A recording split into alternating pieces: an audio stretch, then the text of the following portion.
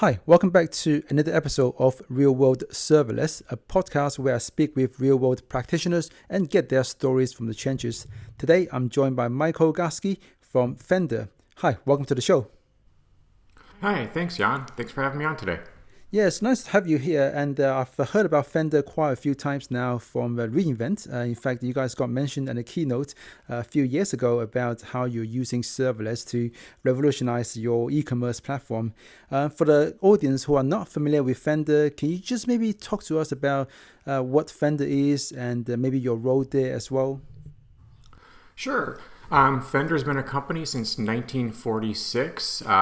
When we initially launched the Fender Telecaster with the Stratocaster following that. And we also make amplifiers, both digital and still tube amplifiers as well. Our digital team, we're based here in Los Angeles, and we're responsible for the digital side of Fender, which currently consists of Fender Tune, a guitar tuning mobile app, and Fender Play, a web and mobile application for instruction of guitar, bass, and ukulele. We have another app, Fender Tone, which is a companion desktop or mobile application for our digital amplifiers, but that's managed by the amplifier team.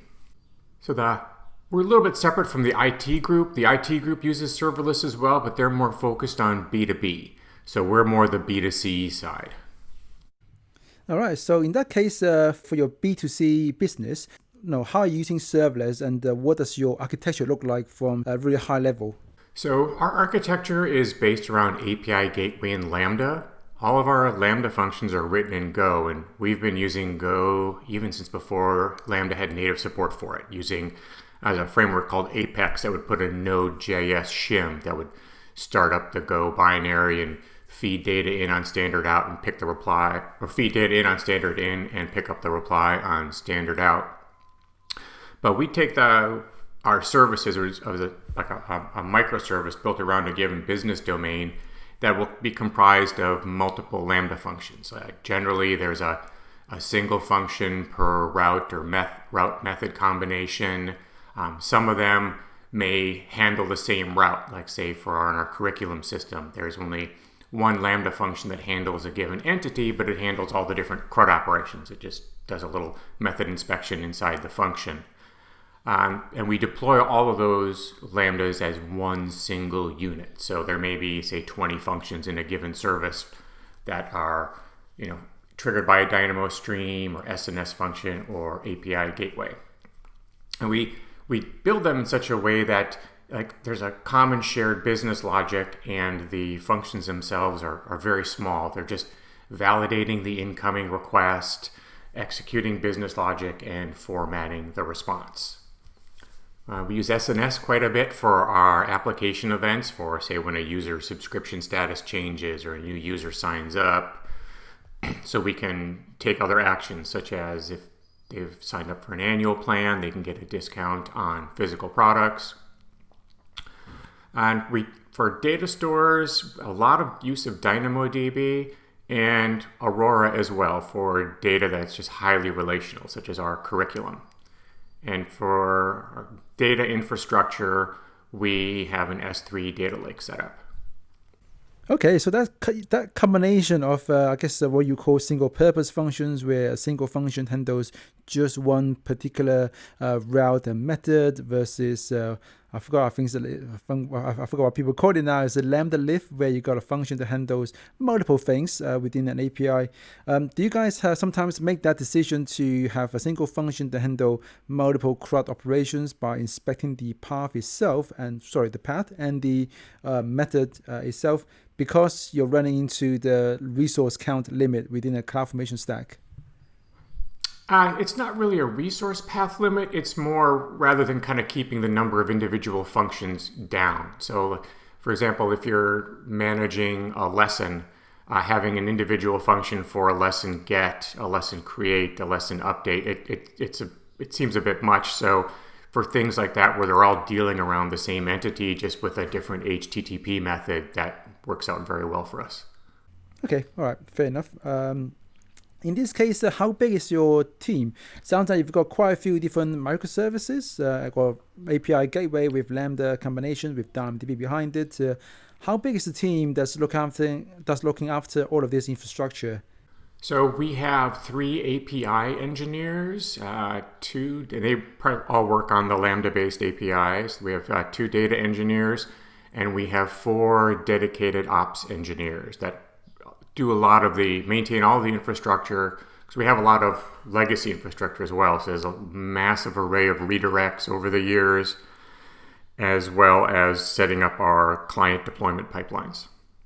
Okay, that's actually quite interesting that you have more ops engineers than you have API engineers that are working on features, especially within like a serverless context. But I guess those ops engineers don't just work on a serverless stack, but they also work on a lot of the, I guess, your legacy application as well. Correct. Yeah, they run the gamut. I would say the work they do to support the APIs is maybe about half of their total workload.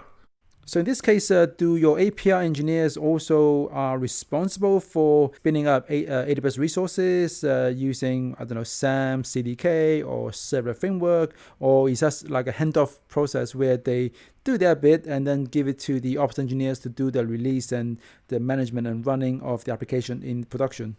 It would be that latter case where when we're, say, developing a new service or making some substantial changes to one, each engineer has their own AWS account, and they can use serverless to deploy into that account and use cloud serverless and CloudFormation to set up those resources, such as DynamoDB, SNS.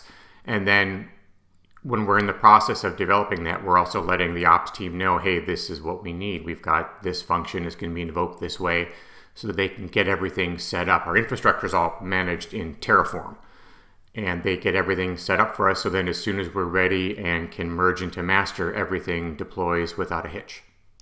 So am I understanding you correctly that you're saying that the API teams, the API engineers, are developing using the server framework, but then to deploy to actual production, the ops engineers have to translate that into Terraform? Correct. Okay, I've actually seen that a few times, and usually that creates a lot of friction and certainly a lot of, I guess, delays in the process, because you've got engineers that are, that are able to spin up lots of different resources, like API Gateway, for example, which using the server framework is quite easy, but when you need to translate that to Terraform, it becomes a bit more cumbersome and becomes a bit more laborious, because you just have to write a lot more boilerplate. Is that ever a problem for you guys that you're being slowed down because of this need to translate your infrastructure stack? No, it hasn't, because usually when the engineer starts developing, they know what resources they need. So while they're setting things up and making sure their code is working properly, the ops team is getting all the resources defined in Terraform for them. And for API Gateway, we use the Open API definitions. So it's easy enough for us to manage and maintain, and then even turn those into documentation. Okay, so with the server framework, which I assume that's what your API teams are using, there's no built-in support for API or for Open API spec. At least in terms of defining the API itself, there's support for documentation afterwards once you've deployed something. So how do you guys use the Open API spec in this case? So in this case, it's the Open API spec is used along with the Terraform deployment to keep API Gateway up to date. And then we take those same definitions and we run them through the redoc CLI to generate documentation. Right. Okay, gotcha. So maybe bring it back slightly. How did you guys decide to go serverless in the first place? What were some of the main motivations you had?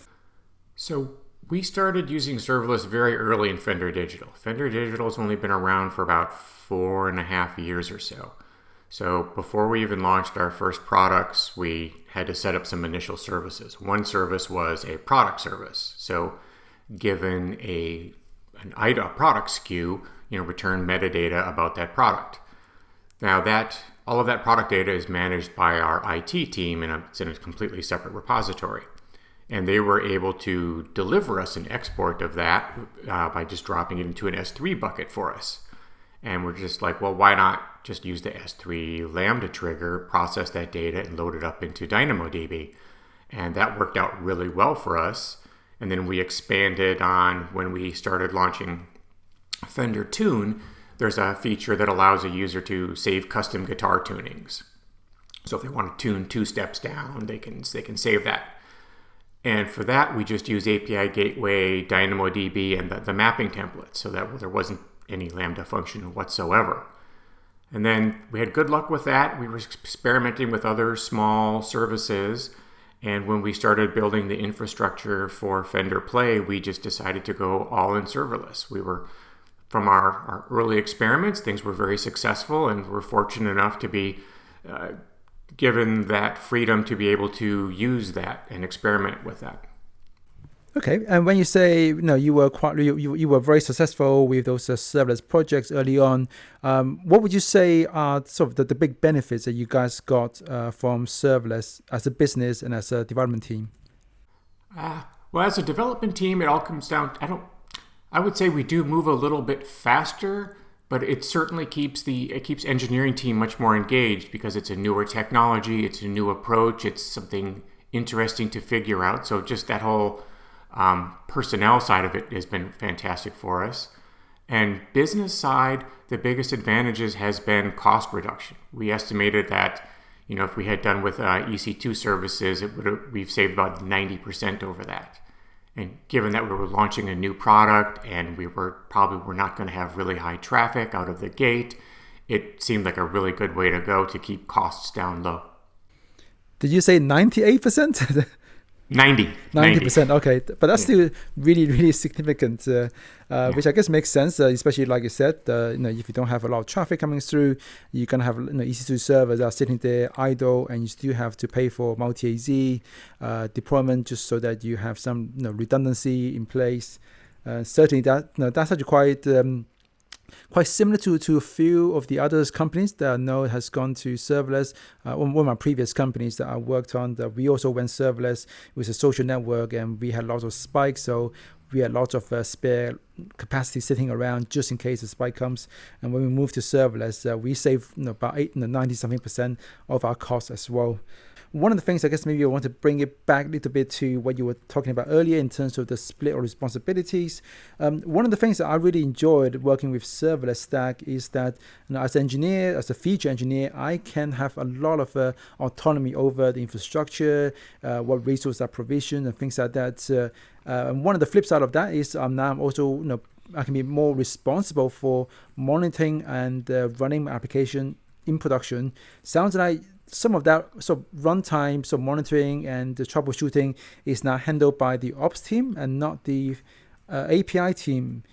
Do you ever find that you have some of the problem that comes with having people that are looking after the application that they didn't build themselves, so troubleshooting is not as easy as it should be? That is true. That we do encounter that because our ops team does respond to things.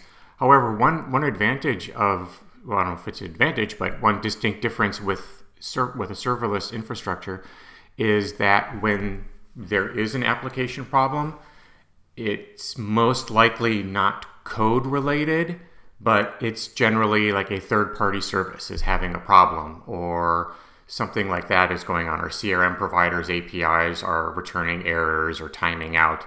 It's usually something we can't really do anything about other than just notify people. That's actually very true. You don't have those kind of infrastructure problems that somehow you have to deal with and mitigate, because you just get all of that resiliency out of the box with serverless. But you touch on an interesting thing here that mostly is problem with some other third-party system that we're using, or even other AWS services that we're using. How do you go about in terms of your monitoring and all of that, your observability setup, so that you can quickly identify what service is the problem and therefore decide what you need to do, or no, you don't need to do anything? A lot of it just depends around like what service is having the issue. Like for example, if our CRM provider is having a few issues, we know that we're going to see some more in our email service that kind of takes care of all that communication with them. That's where we'd see a higher error rate in that.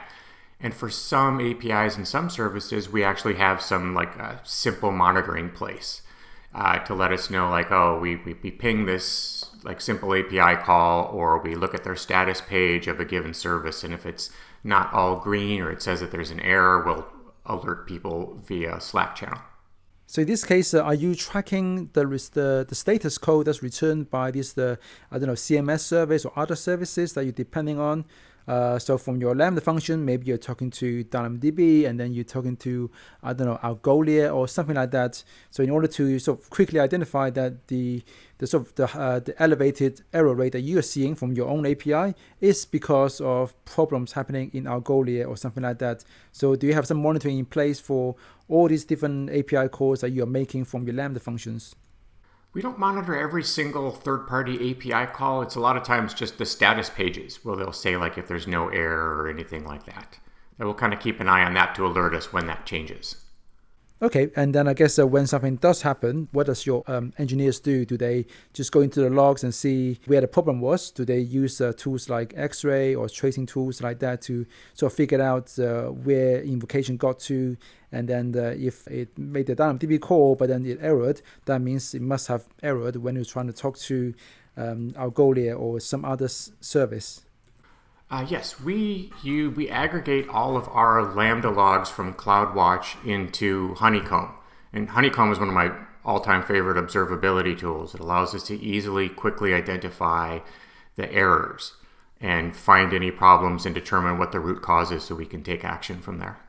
Oh, right. Yeah, Honeycomb is great. I love that whole paradigm of everything is an event, and then you don't pre-aggregate for metrics. You can just do ad hoc slicing and dicing. But one of the things I find with Honeycomb is certainly working with serverless is that it does require you to do a bit more work yourself. I've done a lot of work with a client of mine where we're turning a lot of those events and then API gateway logs into traces so that we can see them inside Honeycomb as well. But a lot of that sort of instrumentation becomes custom and things that we have to do yourself. Is that something that you guys have invested a bit of engineering time into to make that experience quite smooth and quite easy? Yes, we have an internal framework that's created that acts as middleware in our functions. It's very similar. I believe the function is for Node is called MIDI. It allows you to add like Lambda middleware. And in that middleware, that's where the event comes in from AWS into our Lambda function, and it goes through this middleware first before executing the handler. And the middleware does things such as setting up a request scoped logger and putting it in the Go context. So that way we've got all of the necessary fields for good structured logging. That'll include all the HTTP headers, the HTTP method, route, like anything within that incoming event are added as individual log fields. And that way the individual applications don't really have to worry about logging. They can just pull the logger out of the context and log an entry if they need to. And if they don't need to log anything when the function completes invocation, it'll actually log the final status. Oh, that's great. I'm actually one of the core team members behind MIDI, and I really love that middleware approach. It does take out a lot of the boilerplate and the cross-cutting concerns that people have with their Lambda functions. Is there something that you guys are going to open source potentially? Because I imagine other people may be also interested as well. Yes, absolutely. It is something we do want to do. There's a bit of documentation cleanup we need to do, and there's a few minor inconsistencies where the same thing may be handled in a different approach that want to make sure we get cleaned up. And then there's getting sign off from legal on the appropriate license to use. But we do intend to open source that.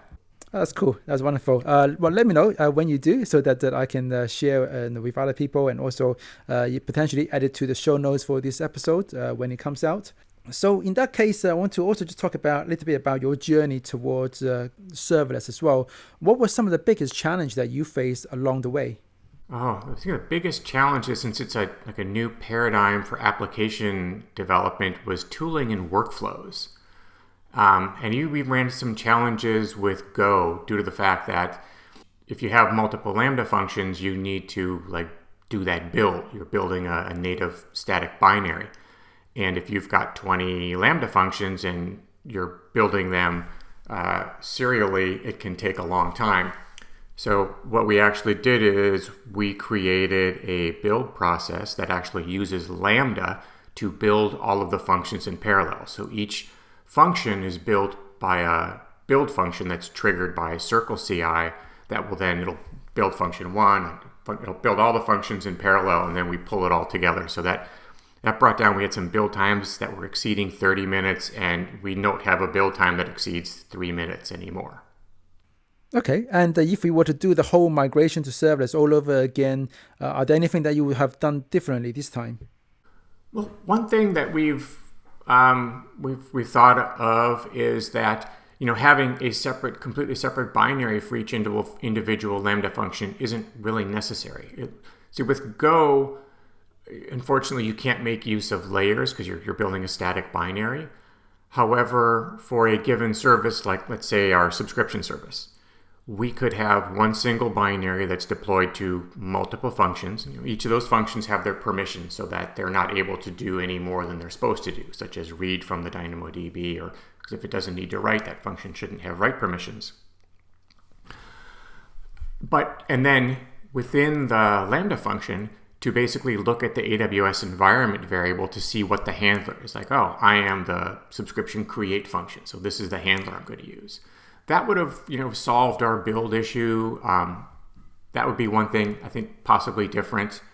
Another might be we may explore sort of like a hybrid Terraform CloudFormation deployments, where Terraform is used for a lot of the overall infrastructure, and then using CloudFormation and serverless within just the individual application stack, and then referring to things. I've read a lot about that, and we've talked about that internally, but however, as we're currently fairly well entrenched and have everything up to speed very efficiently in Terraform, it doesn't make a lot of sense for us to go through and change all that up.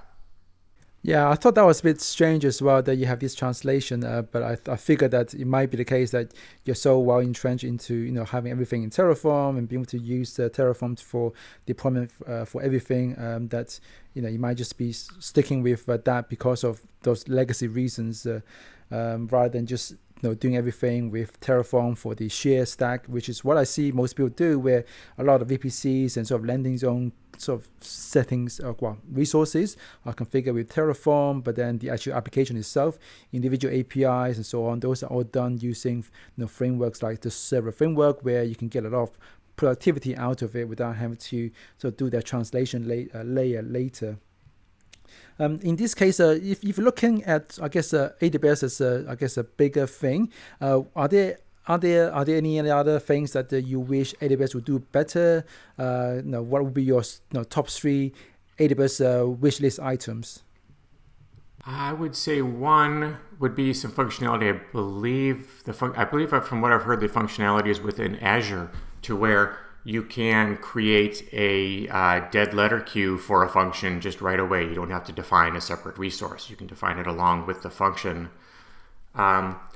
Definitely, we migrated to Cognito for authentication. We had our own internal system initially and ended up migrating to Cognito so we wouldn't have to manage it anymore.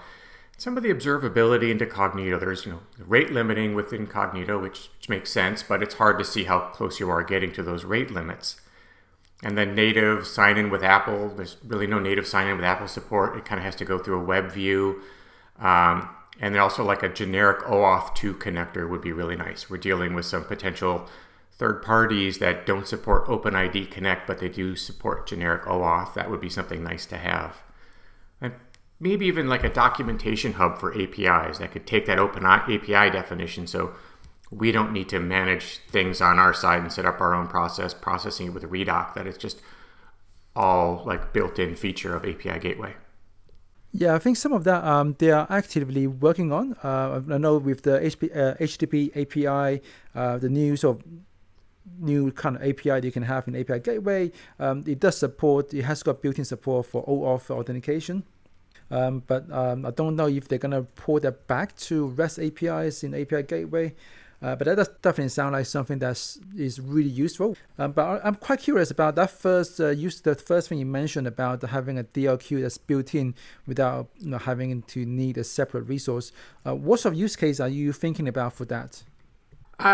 It's just more of just saving time. It's just a little easier rather than having to define a separate resource and set permissions that this can write to that. That it'd be nice just to set a Boolean flag, and then it creates the dead letter queue and automatically kind of wires it up for you. Okay, gotcha. But with the DLQs in Lambda, it only works for async invocations, so it doesn't work for things like API gateway invocations, which is synchronous. So do you have a use cases where you you want to use some kind of DLQ for API gateway or other synchronous invocations as well? No, for synchronous invocations, that wouldn't be necessary. It's more for the asynchronous invocation, say, so when we're updating an external party, say when a user subscription status changes, we want to keep our CRM system up to date with the status on that user subscription. And being able to retry if connecting to that third party, give it the 3 retries, and then from there into a dead letter queue, and then we can process that later if they're having some sort of an outage issue. Okay, gotcha. So I think that's everything that I wanted to cover. Is there anything else that you'd like to tell the listeners about?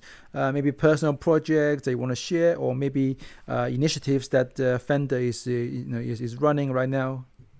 I would say the first thing is that the scalability in Lambda, we recently ran a promotion for COVID-19 to allow anyone to get a free 3-month subscription, no credit card required. And that more than tripled our monthly active users. And apart from being proactive and making sure our concurrent invocation limit was raised, we had absolutely no issue with our serverless infrastructure. It just handled the load without a problem. The only real changes we needed to make is we still use Elasticsearch for some functionality, is we just had to add a few nodes to the cluster and change some of the replication factors on the indices.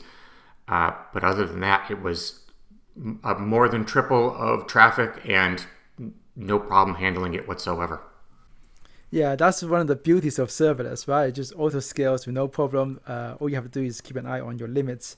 And I think that thing you mentioned about Elasticsearch, that's also quite a common thing people have to do, because that's one of the few places where you still have to worry about servers, you still have to do some kind of capacity planning. And one of the things that quite a few people on this podcast has asked for is some kind of a serverless Elasticsearch, essentially. And I think so far Algolia is probably the closest thing I've seen to a serverless Elk Stack. And I do think Algolia is a really nice service, and I hope one day AWS will offer some kind of a serverless Elasticsearch that just takes away from me all this overhead of having to manage and scaling up and scaling out the number of nodes for Elasticsearch. Yeah, it's interesting you mentioned Algolia, because that's who we've migrated all of our text search to, and a lot of our browse for browsing through lessons and filtering we've migrated all of that into Algolia. It's a lovely service. Oh yeah, I'm a big fan as well. I used it quite a few projects now. It's really nice really nice and easy to use. And there's no server to set up. Just open up an account, get a token. That's it. And you get really fine-grained access control as well with different API keys, which I thought was great. And you can also generate them programmatically, so you can have user API keys that's tied to a particular session and all of that, which is all real good stuff. And I think that's it. That's everything that I have in my mind. Thank you so much for joining me today and for sharing your stories with our listeners. Oh, you're welcome. Thank you for having me on today. Take care and stay safe. Well, will do. You as well.